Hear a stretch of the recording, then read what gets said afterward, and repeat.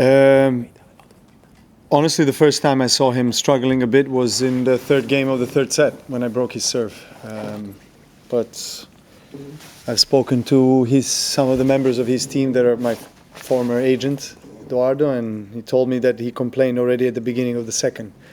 But I didn't feel that in the second set he was affecting his game much, but probably gotten worse, and yeah, that's what happened. When you first, well, in the early part of your career when you were chasing Roger and Rafa for titles, and now at the back end of your career, you're chasing Jannik and Carlos. Is it I'm possible, chasing Jannik and Carlos? In which sense? in terms of winning Grand Slam titles just right now? So I'm always the chaser and I'm never being chased. In the meantime, you won 24 Grand Slams.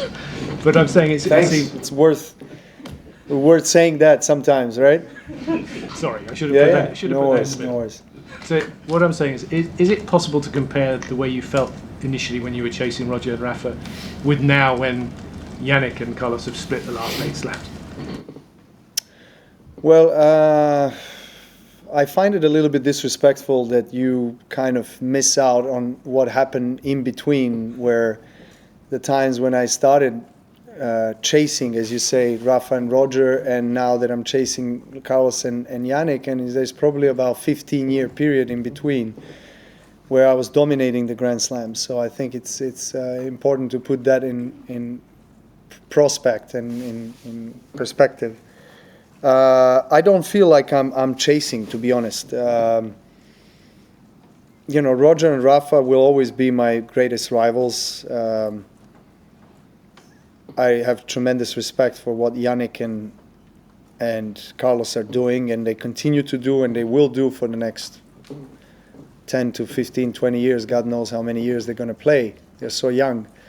And this is a kind of a natural cycle in sports. You know, you're going to have another 2 superstars that are going to maybe have another third guy, you know, that I'm going to cheer for because I've always been the third guy at the beginning.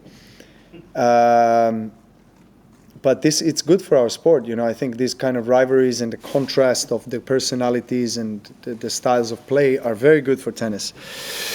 And how's that affecting me? As I said, I don't feel like I'm chasing. I'm creating my own history, and I think, you know, I've been very clear when I say that my intention is always to, in terms of achievements and objectives and results, I want to get to the championship match in every tournament, particularly slams, and those slams are, you know, one of the biggest reasons why I keep on competing and playing tennis. So yeah, I mean that's all I can say. I mean, are they better right now than me and mostly and all other guys? Yes, they are. I mean, the quality and the level is amazing. It's great. It's phenomenal. But does that mean that I walk out with the white flag? No. I mean, I'm going to fight till the last shot, till the last point, and do my very best to challenge them.